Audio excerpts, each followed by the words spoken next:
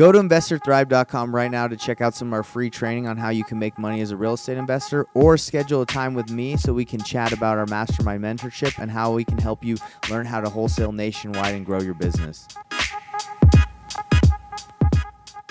We just started chatting right now, and I bring people on that are experts in their fields. And you've told me that you've been doing subject to deals and creative financing for the last 23 years. That's right. I got started in 1999. That is absolutely amazing. So not only am I going to ask you questions about subject to a deal that I'm doing right now, that I might need some help, maybe some advice. I also want to know what got you started in subject to.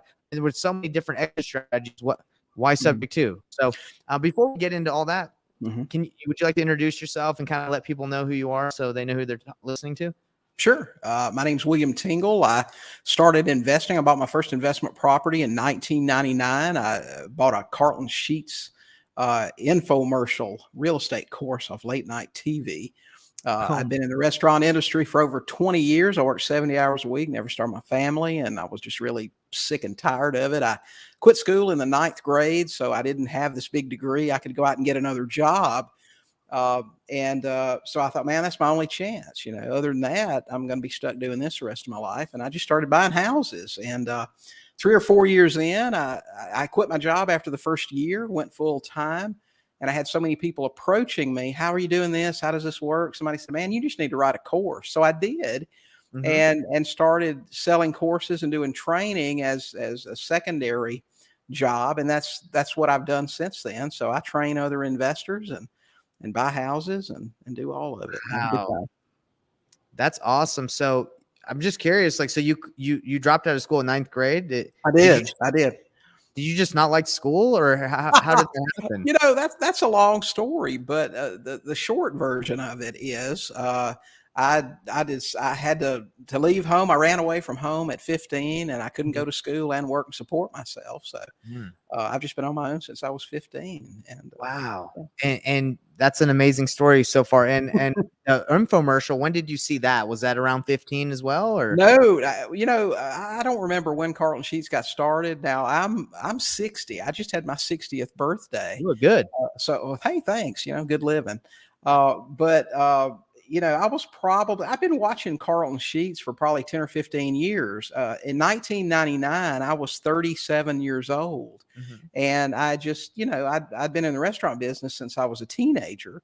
They suck you into that thing. And if you work hard, you get paid well. I was director of operations for 3 states. Wow. I made, 60, 70 grand a year, which is pretty dang good in 1999 for somebody with a 9th grade education. Yeah. So I was kind of stuck, and I said, what am I going to do? So I just decided I can try to buy this real estate stuff. We'll see how it works. And it worked out for me. And I said, gee, I bought one house, and then I bought another house and another house. And I said, whoa, wait a minute. Maybe this stuff works. I better put a plan together. And I said, I want to quit my job in 12 months. And I bought my first house in August 1999, and I quit my job in August 2000. And I hadn't had a job since. So wow. That's how it worked for me. It's fun to look back, doesn't it? I'm sure it wasn't all smooth, right? Did it have some ups and downs? Yeah. Oh, well, I worked really hard and I was really careful. I'm pretty analytical, but I was lucky. I made some mistakes. I was talking to somebody the other day you talk about stupid mistakes. I bought a course where this guy said, hey, you target these landlords that are filing evictions and you mail them a check and say, hey, you probably haven't cashed an income check on this property for a while. Cash this one, we'll do a deal. And cashing it's supposed to bind the contract, but they don't tell you about the people that'll cash your checks and not send the contract. Oh yeah. I'm sure they do stupid stuff, listening to people, but wow. I bought thousands and thousands of dollars worth of courses trying to define what I wanted to do. So what would you say for the people that are watching? This is usually Investor Thrive Nation is usually a lot of newer people, but there are experience. How much would you say in the last 20 years you have spent in courses? And self-education. Oh gosh, easily $50,000. Now I never paid a really high dollar mentorship or anything like that, but I bought a ton of courses. And so, that's what just worked for me. You take stuff and you go, I like this. I don't like that. And you formulate your own business, how you want to do things. And some people, they pay that high ticket item to Mhm. have that mentor that's just Right. like going to walk them through Right. it. So it sounds like what you did is you bought those courses and educated yourself, and you learned that way. Is that Right. correct? That's right. Yeah. I when, before I quit my job, like I said, I worked 70 hours a week, and the internet, we didn't have Facebook and all that automated stuff. But man, I would get home in the evenings at 8 or 9 o'clock, and I'd stay on the internet and all those chat rooms and news groups. You remember AOL? You probably don't even remember that, I do. but all that stuff, where you're just typing all night long. You'll type, ask a question, somebody will type and answer it. And that's the kind of stuff we do. These guys today, they don't know how good they got it. You know, That's right. That's right. Well, that's really cool. So you actually don't you have your website or your email domain? What is it? Sub2 deals? Sub two deals, SUB, the number 2 deals.com. We've been operating that for about 20 years, teaching people. Yeah, and I was about to say, I was telling you before we got on this, I'm like, wow, I'm sure a lot of people want that domain. That's a juicy domain right there. Yeah. Well, 20, like I said, 20 years ago, they didn't even know subject to. Sub two is something that, my little group of people, we started calling subject to sub two just to shorten it. So sub the number 2, that's what we always call it. So that's why I got that domain.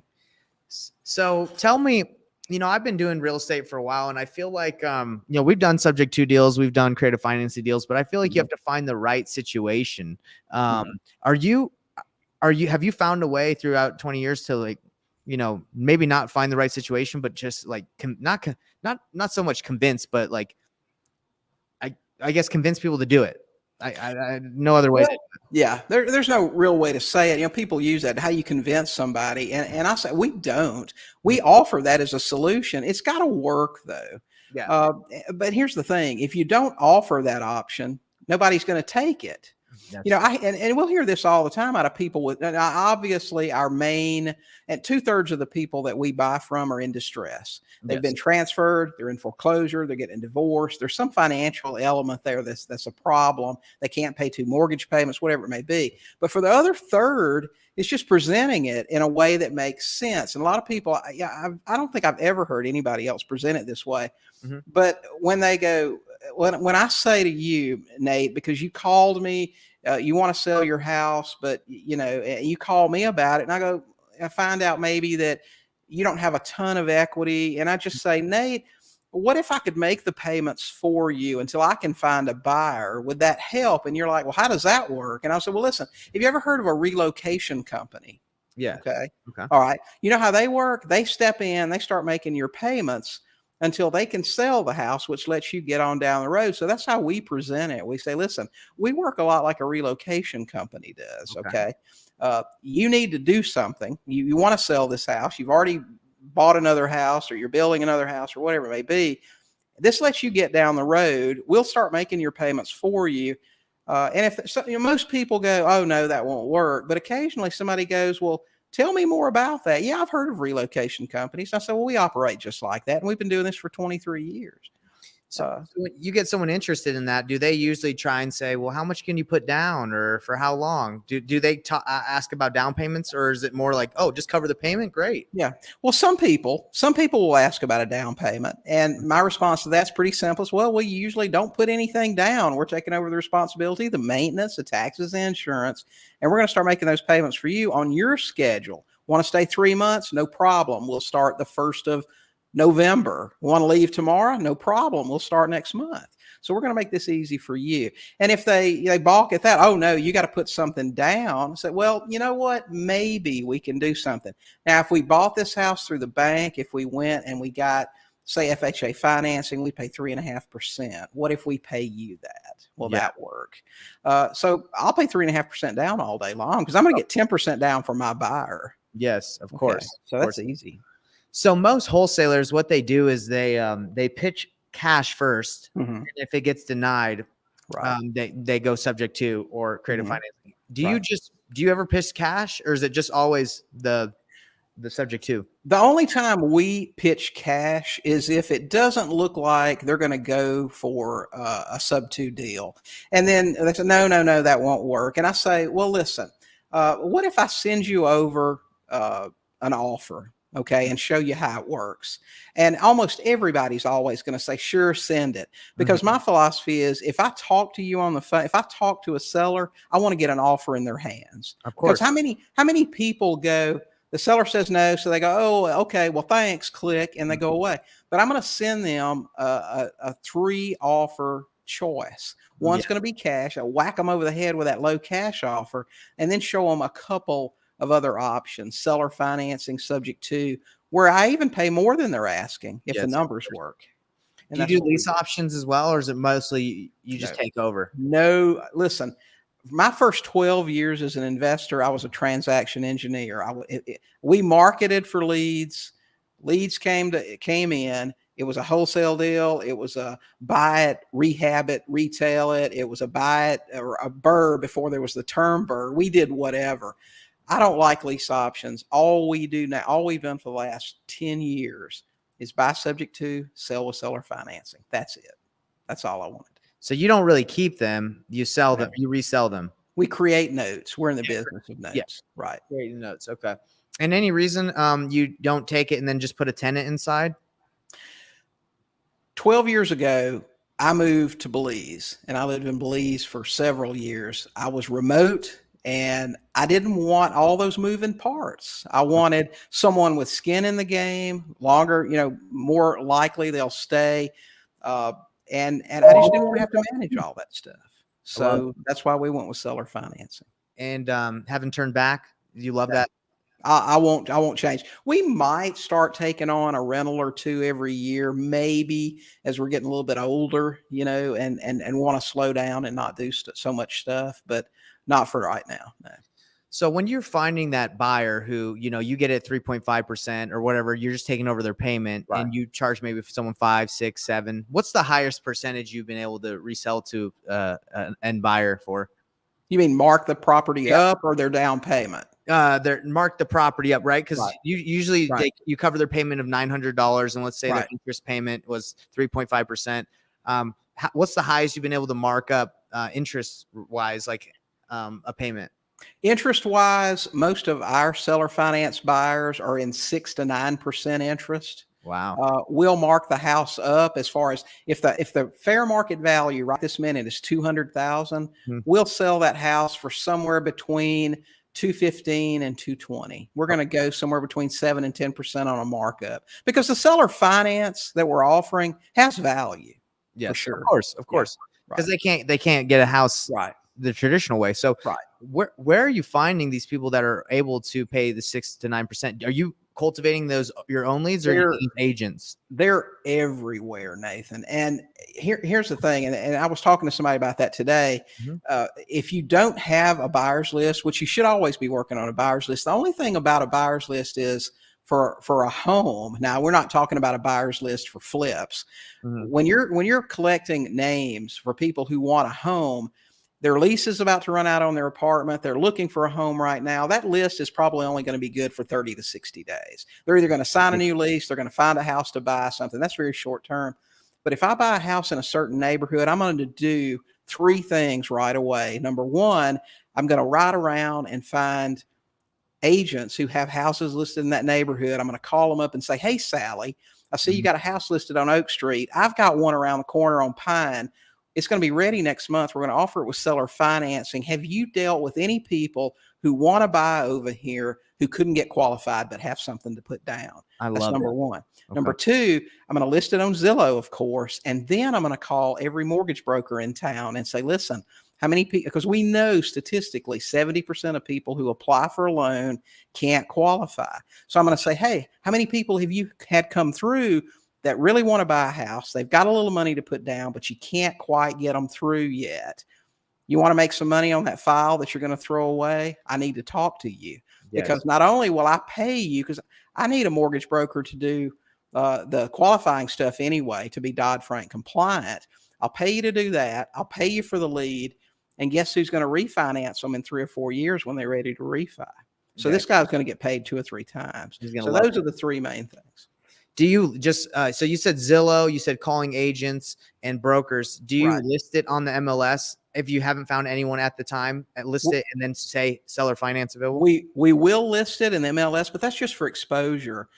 You're not going to get most of your buyers through the MLS. Oh, really? Okay. So if you say it's available, that's not Right. how it's going to get done. Right. It's going to be through the other. That'll get other agents to see it and maybe give you a call, but most of the time it's not going to work that way. So you got Zillow. Does Craigslist do well too for seller finance? I haven't been on Craigslist in 5 years. That place is so overrun with scammers and predators and everything else. It's just and then plus you got other investors that flag you, and it's just not worth messing around with, in my opinion. So let's talk about someone calls you, has a very not very distressed, but it's pretty bad. And you're gonna have to put some work into it before you could sell it with seller finance. Do you take those on? You don't? If I have to do anything more than maybe some paint, change some carpet out, if I have to spend more than $5,000 or so getting it cleaned up, I'm not interested. We don't do long distance rehab, so we're just not interested. And is this a nationwide thing where you're getting leads from all over and you're doing this?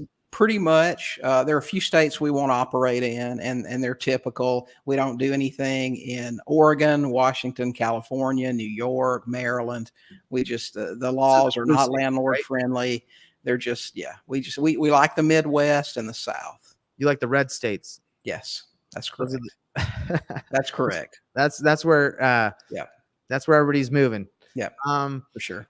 So this is awesome. Tell me about how you can help Investor Thrive Nation, or how you help other people learn this stuff, or what you do.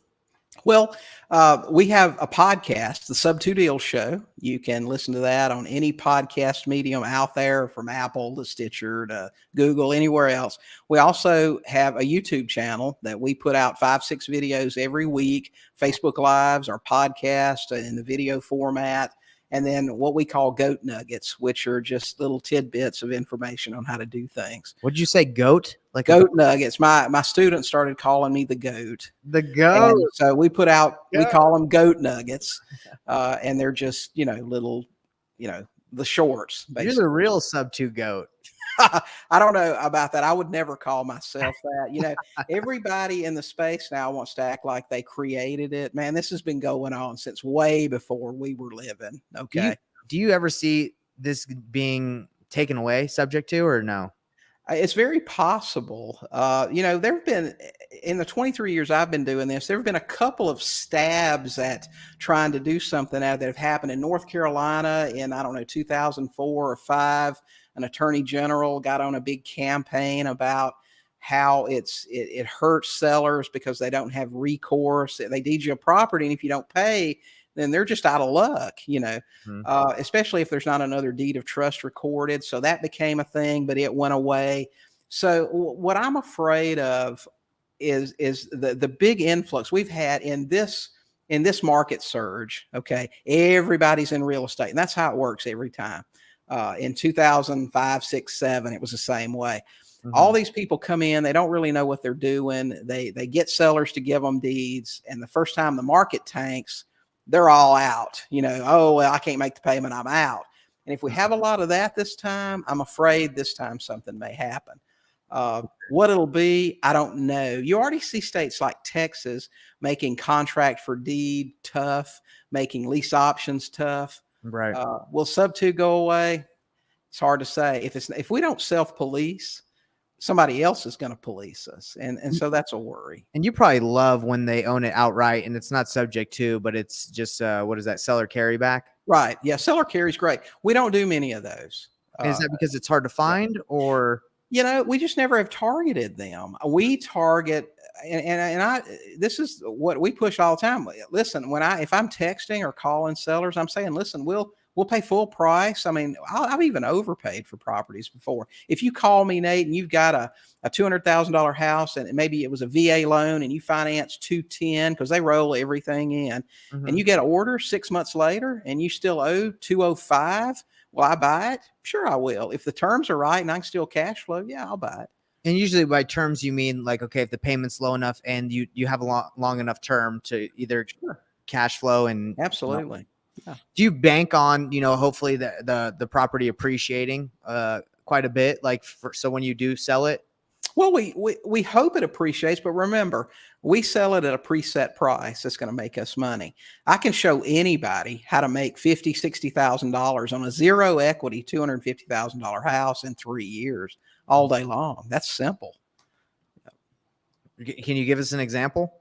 Okay, well, let's say it's hard to do with numbers without showing, but let's just say you call me up with a $250,000 house that you owe $250 on. Okay, it's a wash there, but the payment's only $1,100 a month. Okay, I can sell that same house for $270, mark it up $20,000. That's about 8%. Get $20,000 down from my buyer. That goes straight into my pocket. Remember, the payments are current. The house is in good shape, so I got $20,000 on the front end. Okay, I owe $250. My buyer owes me $250. We're dead even right now. Got it. But remember, my payment's only $1,100. Maybe that house will rent for $1,600. So I'll set their payment at about $1,650 or $1,700, where I cash flow $450, $500 a month. Okay. So every month for, let's just say 3 years, I'm cash flowing $500 a month. Okay. 3 years, that's $18,000. I'm up to $38,000 in profit now. Okay. Their interest rate's several points higher than mine. So every month their principal pay down is lower than mine. So if they refinance me in 3-4 years, my back end payoff may be $5,000 or $6,000 there. Okay. So I've got 20 on the front end, I've got 18, and then I've got another $4,000 or $5,000. So my profit on that's what, $43,000 in 36 months on a zero equity deal. And that's because you were able to sell it on seller finance to another buyer who was able to pay a little bit more. But if you were to sell it to them at $250, it would be a little bit more. If I sold it, if I sold it to them for exactly, if I bought it for $250, sold it for $250, I'd still make $500 a month for 36 months, which is $18,000, and still make another $4,000 or $5,000 on the back end. So I'd still make $23,000, and that's okay too. Yeah, for sure. Yeah, for sure. I guess sometimes I get iffy about these because usually when you buy properties, I'm usually using a hard money loan. So there's origination fees, there's closing costs. So that already sets you back like, so much. But with this, there's just closing costs, correct? Listen, and I'll tell you, 95% of these we close with a mobile notary. It costs us about $150. That's it. That's awesome. Okay. So let's say today in your company, you get a random lead of someone wants to do this in, let's say Macon, Georgia. Your process would be talk to them, cover their payments and negotiate something. And then once you have it under contract, would you ask for 30 days, 60 days before closing? How much so you could find the buyer? Or do you Go ahead. It depends on their situation. If they're in foreclosure in Georgia, they got to get out of there, and we got to get things straightened up right now. They only got about 28 days. If they're getting a transfer and they need to move in 60 days, we're going to do it when they want to vacate. Typically, we like to get about 30 days, though. I can usually have a buyer in 30 days. Okay, so it's sort of like wholesaling, but instead of where we try to find the buyer before we close, so we don't ever close. It's the same thing with you. You're not trying to keep these, right? Right. I'm not trying to keep them. I know I'm going to get rid of them. And I've had houses I've held 2 or 3 months before and made a couple of payments on, and that's okay. So when you do this, is it an assignment? Are you assigning your rights to the terms to the other buyer, or do you have to close on it? We have a closing at a title company or attorney's office. We sell on a contract for deed. Oh, well, yeah, I'm sorry. You own it. That's right. So you actually own it, but you're selling it. We have legal title, but they actually own the property. They have all the rights of ownership. They can deduct the interest. They can homestead, file a homestead on it. They can do all of those things. Okay. Well, hey, it's time for me to be pretty vulnerable with you because I got a deal that I did, and maybe if I would have called you before, I wouldn't be in the situation. So can you help me out with this? How can I help? Yeah. So in Utah, 3 or 4 months ago, we bought a deal subject to in a neighborhood that the ARV was about 600 to 620. Okay. So the seller tells me, I say, hey, we can buy this house for about $480,000 to $500,000 cash, or if you finance me and I don't have to get a hard money loan, I can do $520. Mhm. but the house needed work. So he Mhm. was a contractor, and I said, I can give you $20,000 down, but that money needs to go into repairing the home. So he's like, Right. okay, I'll take it because I don't have money and I want to repair it. And I said, anything we make over 610, we'll split in half. So the agreement that we had was 20 down. He fixes the house and he vacates by the end of May. Okay, Mhm. so he agreed to fix it up and vacate, and that's what the value of the house was. And I also said, because I was pretty sure this is a good deal, I said, I'll Mhm. give you 50 once you vacate, Right. right? So, Okay. not so much like a long-term deal, but it was more of like, hey, you finance me so I don't have to get a hard money Right. loan. And then the balloon payment was at the end of August 31st. So Mhm. turns out that because of the interest rates, unfortunately, the values in that neighborhood, it's not as an appealing neighborhood now that there's Right. more listings. That Right. house ARV is now 550. So it's gone Mhm. down a lot. Right. So if I were to sell this house right now at 550 and I got it at 520 after, Mhm. closing costs Yeah. and giving him 20, like, I lose money, Right. unfortunately. Right. So this is what he did. He didn't vacate the house at the end of May. He Right. didn't fix up the house, Right. and he's still in it. Yeah. And he's telling me, "Hey, Nate, I need my money Mhm. because that's what we agreed. Once I vacate," and I say, "Look, you didn't fix the house, and you're still in it." So we're in a situation where even if he leaves and he Mhm. fixed up the house, it's not worth. Right. We're underwater. So Right. what I had told him we could do, and I wanted to know your Mhm. opinion. I said, "Look, we're underwater now because it took too long. You didn't do what you said you do, Right. and we can just quit claim deed the property back to you, Mhm. and so we don't have to go through a foreclosure. We can just give it back to you, and we'll Right. put a lien on the property for the Mhm. amount that you didn't fix the house for. So when you do Right. sell it, we get paid back." Mhm. And we're having that talk right now because I said that the balloon payment at the end of August 31st, I said, we can make this work at the normal price we agreed if we extend the balloon payment to 5-10 years, because his mortgage payment is $1,100 Mhm. and you can rent it for like 2,500. So that you Right. cash flow a lot. But Right. their situation is like, we need the house to close at the end of August 31st to get into another property, because that's why we originally did this. We were going to Right. rent somewhere. So anyway, weird situation. Never wanted to be in it, but I probably would have been in a situation anyway if I got a hard money loan, because Yeah. same thing. I would have Right. just had to owe the lender. So now I owe Right. this person, and we're negotiating right now. But from Mhm. your experience, like, has this happened, or what would you do?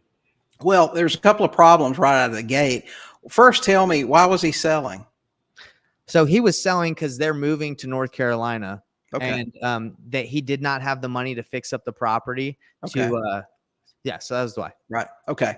Well, first problem is you gave a seller money before he was out of the house and deeded it to you. I would never, ever do that in a million years. Second problem, you let him stay in the house.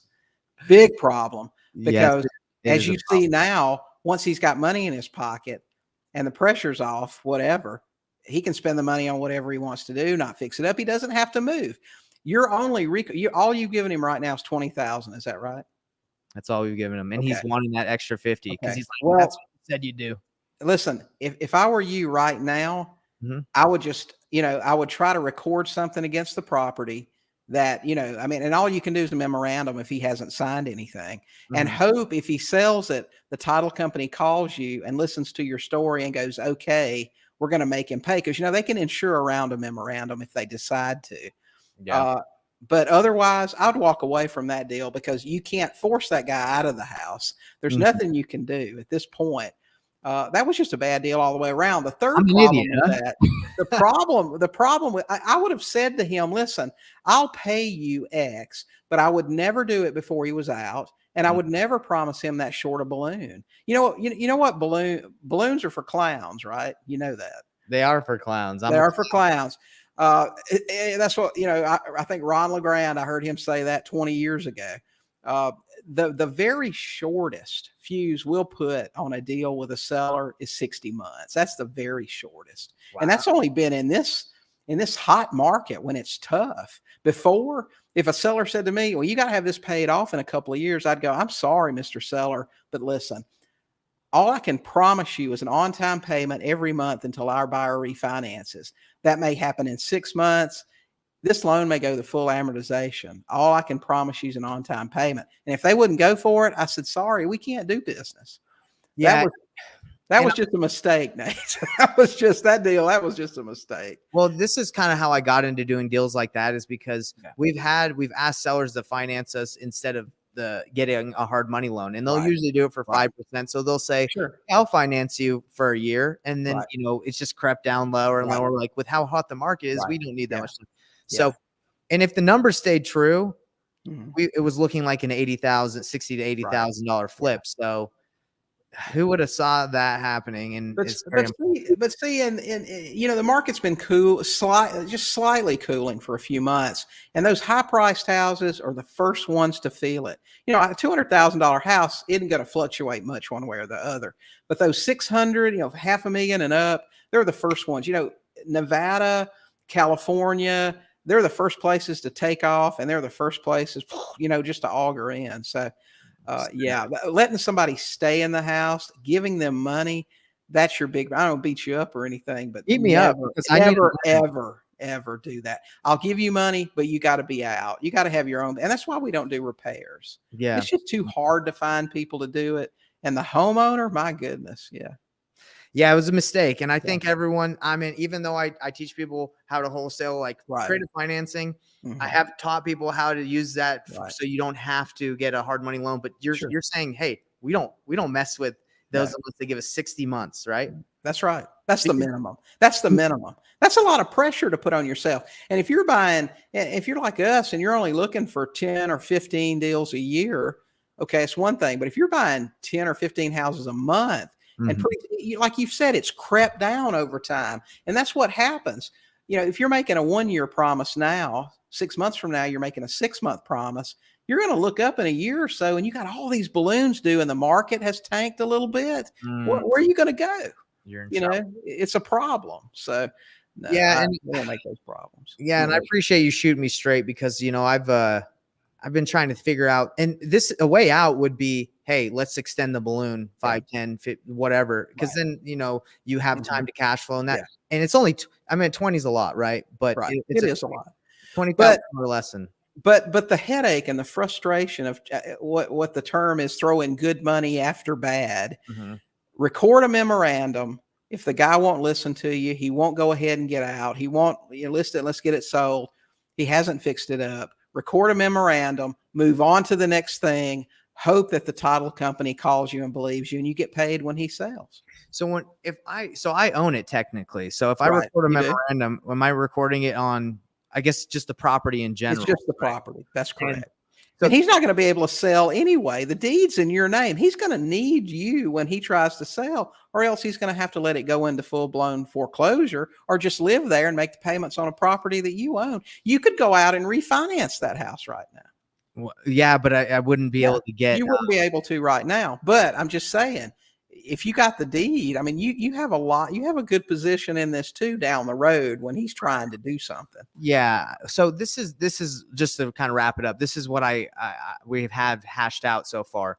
Right. I was gonna say, look, no one saw this was coming. I'm sorry, and you're obviously sorry too. You didn't do what you said. Let's take the 20. Let's split the difference. I'll get 10 because he's not giving me back the whole 20. So let's split the difference. I'll get 10. And we both sign off on that. So it's, I don't know if technically like there's a way that we both can agree to that. So it's not like, hey, at the title company, when he closes and sells, it's like, they have to believe me. I wonder if there's something we can sign where we both agree on it.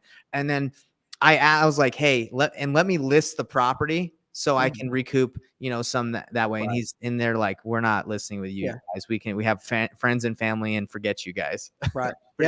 Yeah. Well, he's got your money. So, but you have ownership of the house, whether he likes it or not. Now, like I said, worst case scenario, he quits paying, his mortgage goes into foreclosure and he doesn't move out. Yeah. Okay. Ideally, I would keep an eye on it though, because if he quits paying, it's his credit that suffers, not yours. If he quits paying, he vacates that property, you got ownership, then you can go in, take possession and do something at that point. Yeah. I know they want to get out, and Mhm. this isn't something I would do, but someone that's savage told me like, Right. hey, you can evict them because we have them on a lease, so Yeah. you can get them out, and then we can just make the put a tenant in there for 2,500 Mhm. and not Right. make the mortgage payments, and then you're cash flowing all that, right? Well, that sounds great, but I can guarantee you that that eviction would not go as smoothly as a lot of them do. When you file for an eviction, you have to pay an attorney to do that. Yeah. What's going to happen is he's going to get an attorney. The magistrate judge it goes before is going to go, hey, this is way out of our jurisdiction. We're going to kick this up to Superior Court. Then you've got another process, I guarantee you this wouldn't go very smoothly. And I wanted to go as smooth as Yeah, possible, even though it right. didn't go. So, what is one thing we can ever Investor Type Nation can learn from having the goat right here and me? My mistake is when you do a subject to deal, do at least 60 months, right?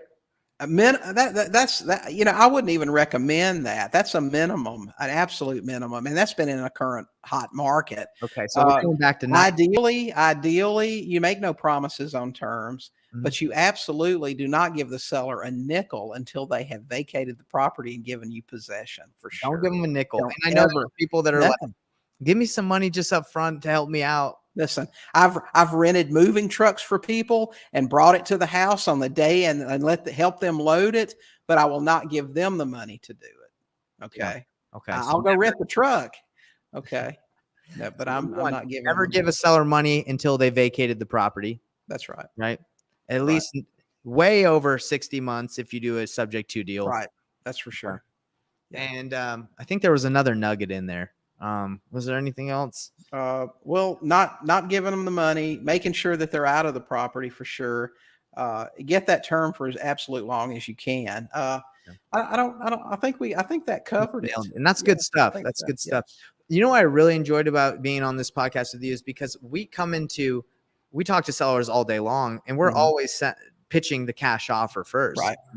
If we were to pitch the seller finance deal first, Mhm. then send in the options offer, like you say, you got the low ball Right. cash, you got the different options of like Mhm. subject to, that could work. Yeah, well, and that's what we do, and we send them that offer, and then we put them into a follow-up campaign on a CRM Mhm. that just reaches out to them once a week or whatever. Hey, have you got a chance to look over our offer? And then if they don't respond within about a week, then we kick them into the 6-month follow-up. That's just an occasional text and a voicemail that says, hey, we're still interested in your property. Reach out to us. I wanted to ask this. Do you do a lot of subject to deals where they have a ton of equity, or is it usually low equity? It's usually lower equity. Now, we've done some where they had a ton and they just walked away, but there were other motivating factors. Okay. Yeah, for sure. Yeah. Cool. Well, I appreciate your advice, and your advice for me is just get out of there. Listen, like I said, if you've already reached out to him and said, listen, let's just part ways on this thing. We want our 20 back. Give me X now, or sign a note and I'll just collect it when you sell. And they've said no to all those things. So they've agreed to give, instead of me recording 20 against it, they're like, we'll give you 10 once we sell it. Okay. Where's your other 10 come from? They're saying, hey, you lose out, we lose out. That's what their opinion is. Why should you lose? He didn't do what he said he would do. If I were you, if they're not going to give me any money right now, I would go record a memorandum for $20,000 and I would move on to the next thing. I wouldn't devote any more attention or time to this negative energy. How many more houses can you buy? Record your memorandum. Don't worry about it. Consider it a $20,000 mistake, a learning experience, a seminar that you went to that was 20 grand. And don't devote any more time to it. And then probably you'll get paid in the future. You may not. But if you don't, you learn some important stuff. But going through this, do we deed the property back to them? I would not. That is your possible saving grace in all this to get your money back when you go, listen, because he can't sell that house if it's in your name or your company's name. He can't sign a deed for anybody. Guess who has to do that? You do. Yeah, I would. Okay. Okay. So he's stuck. I guess I was just kind of worried about a foreclosure. That's not going to impact you. That's his credit. If he forecloses on me. Well, I mean, why does he want to spend that money to foreclose on you? You can fight that and make a case. Listen, this guy owes me $20,000. because he didn't put it into the That's house. right. Yeah. But I would make him make that move. If he doesn't have the money to fix up the house or do anything else, is he going to file a foreclosure suit against you? Probably not. No. He probably doesn't have a clue what he's got to do. Yeah, and honestly, when it comes to him foreclosing and him saying like, "Oh, I didn't fulfill on my end. I didn't give him the $50,000 that he said I agreed that I'd give him." Right. Well, you didn't vacate. You're still in the house. Right. You didn't fix up what you said you would. Right. I mean, it's just hearsay, but I just thought I would have to deed it back to avoid any legal problems. I don't think so. No, I mean, and even if he does foreclose on you, what difference does it make? It's not like it's going to show up on your credit. This isn't a financial institution. I mean, it may be a foreclosure, but it's probably in an LLC or a trust, right? It is, yeah. It's in So what? I mean, that doesn't impact Nate at all. Okay, I would make him. If he wants to foreclose on you, you guys have all of this in documentation. I'm sure a contract and an agreement. Listen, let me show up in court, okay? But he's going to have to sue me. Because he's got to write a check to do that. Wow. Okay. That's some great advice too. Cause I was kind of concerned. I was like, look, he didn't do what he said. And now I'm the one that's got to eat the money even that I've already shelled out. Yeah. Well, that's possible down the road, but he can't sell the house. He needs your cooperation too. I would not deed that property back to him. Like I said, I would record my memorandum and I would just move on to the next deal. And one day he'll call you. I mean, I've had this happen, not the similar situation, but where people owed me money or backed out of a contract that I had spent time and money on and backed out for no reason. And I would say, well, listen, I spent X on an ad. I did this, I did that. Write me a check for $1,000 and I'll let you go. Oh no, I'm not giving you anything. Okay, well, I just go record my memorandum. And 2 or 3 years down the road, a title company calls me and goes, hey, what's this $1,000 for? Well, I signed a contract with her. I spent money on advertising. I did this, I did that. And she backed out and she wouldn't pay me. And guess what? I got a check. And you know what? You're absolutely right. Like, cause he's not even offering to give me 10,000 now he's just saying, hey, we'll get you 10,000 once we sell it. I did it back and he's like, I ain't selling, sucker. Right. He's already backed out on his promise to you once or twice on repairing the house and moving. What makes you think he'll keep his promise this time? It ain't gonna happen. Fool me once, shame on you. Fool me twice, shame on me. Right. I'll tell you right now, right now, Nathan Payne, he ain't never given a seller money ever again until they're vacated. I would never. Many times. We've actually done it a couple because it almost like we feel like it's what will save the deal, but I'm sorry, that deal ain't worth saving. Not when you got to deal with this. That's right. And now you know why we don't give sellers money, especially people in distress. Like I said, 2/3 of our business are sellers in distress. Once the distress is gone, why they got to work with you? Yeah. Remember this, Nate. The We Buy Houses guys, man, we're the last people on the list they want to sell to anyway. Okay. I mean, really, who doesn't want to sell for cash? Yeah. Who doesn't want a fast close with a cash buyer? Mm-hmm. If they're selling to us, if they're leaving, mortgages in their name and they're selling at big discounts, it's because they don't have other options. They're in a hurry. There's some kind of problem going on. So, and we're seeing ultimately by a lot of people is taking advantage anyway. Once the pressure's off, well, you made a lot of money off this deal. So, it's not fair. So let's play this scenario because this is interesting. And then I've been having a good time talking to you. So I don't even. Sure, me too. Yeah. So let's say I said, call back, say, listen, man, you know what? I've listened to you and I heard your sob story, but you really didn't do what you said you would. So go ahead, do what you feel like you need to do. I'm putting $20,000 lien on the property and, deal with it. Right. And then like, what's the recourse? Could he just be like, hey, I really want the house back? Or like, how does that like, I feel like if I acted like that, he'd be like, I got nothing. Yeah. What can he say? I'm going to sue you. I'm going to foreclose on you when this balloon pops. What can he say? The truth of the matter is you could market that house right this minute and sell it out from under him. And he's got no rights. Okay. Yeah. If you found a buyer, and I don't know the situation on this, if you found someone, and you probably won't, but if you found someone that would give what's the mortgage balance on this? What are the liens against this property It's like right now? 200. Did you sign a note for him? Yeah. So he owes about 200,000 and Hmm. we bought it for 520 with 20 down. Okay, so he actually has a mortgage for 500,000 recorded with you owing him that money. Yes. Correct? Mhm. Okay. So, well, he would have to be contacted for a payoff, I guess. Mhm. And then he would not be cooperative at that particular point. So that would, man, there's a lot of messy parts to this thing. But I mean, what's he going to say, really? You know, technically, could he foreclose on you after the balloon pops? Yes, he can. But that's your opportunity to appear in court and go, but look, Your Honor, okay, Yeah, this is what's going on. for Okay, sure. so it's not going to be, and in the meantime, he's making payments on a property and stuff's going on. So I'm just yeah, wondering if like what's the resolution at that point? Or if I just say, hey, fine, stay in it and foreclose on me. Go ahead. yeah. Like, I guess what's the agreement that could happen where I feel good? Like, not I feel good, but where it works out. And I would just say, well, would I do a cash offer at that time and just be like, I'll just cash you out at Mhm, 450 and mhm.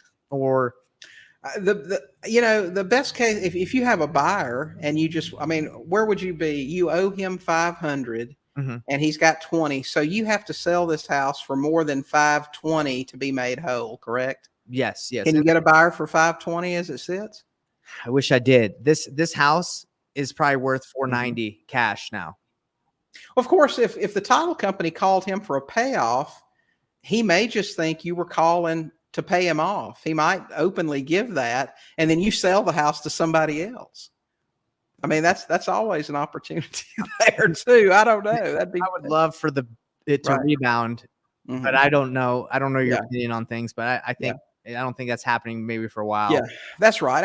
Like I said, the most likely scenario here is he just sits there. He needs your cooperation when he's trying to sell the house. That's your opportunity to get your 20,000 back. That's the best case scenario.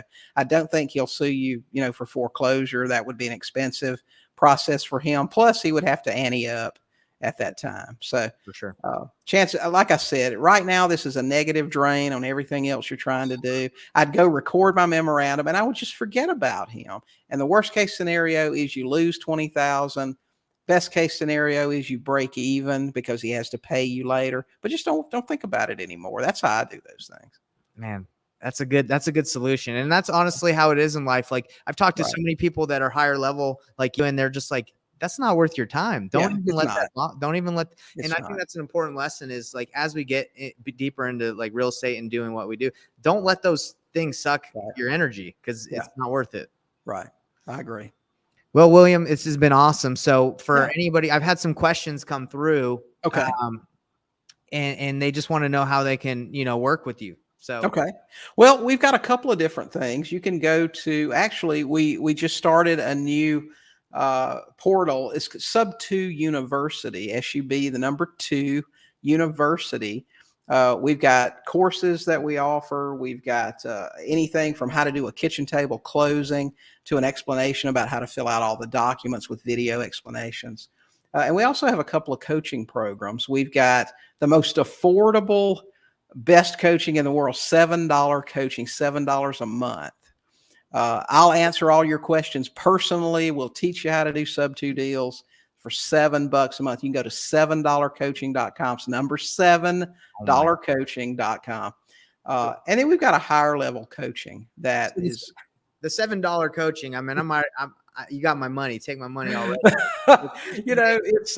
it's really it's just for people that are testing the water. Maybe you're a wholesaler and I'm kind of interested in this creative finance stuff. How does this work? And you don't want to drop $10,000 on some coaching program or spend $500 on a course. You just want to look at some things. You can come inside our group. Like I said, I'll answer your questions personally. I do that for each and every student every week. And we've got a lot of videos. We do a live weekly training in there, a Facebook Live, That's awesome. and it's a good place to find out if it's for you. Yeah. So Then we I have a program that's similar. It's very inexpensive for Mhm. people to get in. I guess is the hope just to grow the community with something that like where you provide value, or is it to maybe get some subject to deals? Maybe somebody brings one and they don't know how to structure it. What? Well, we haven't actively marketed for, I mean, will I JV with a student? We only JV with our Sub 2 Max students. We've got the Sub 2 Max program. It's a premium group coaching program. It's $297 a month, and we do JV with those students. Now we have weekly one-on-one Zoom calls in there, and a whole bunch of other stuff. We're at this point, we've got 3 years of training calls in there and courses on how to do Sub 2. So we do JV with those guys. Well, I mean, it sounds like with the outlines you've given me, that's. I mean, if you get that, I mean, that's awesome. If you can get a deal 90 months, whatever like that, and you're cash flowing, I mean, who wouldn't want to do that and get those every day, every month? Sure, for sure. Yeah, we've had a bunch of students come into Sub 2 Max and get their first deal in 60 days, and make 50 grand. Awesome. So I mean, it's pretty cool because it's not even that. It's $300 a month. If you stay 6 months, you spend $1,800 and you've learned how to do it all. You don't have to drop $10,000 or $20,000 on the high dollar stuff. Well, William, I'd love to have you back on Investment Drive, and I think it's been awesome to get to know you. Thanks for answering my questions too, because I mean, I'm always trying to get better, and you helped me do that today. So I appreciate you. Well, glad to help. And if you want me to come back, just let me know. I'll be glad to do that. And we'll have you back. Yeah. Okay. Sounds great. Thanks, Nate. All right. Well, we'll see you later. I appreciate your time again. Okay. All right.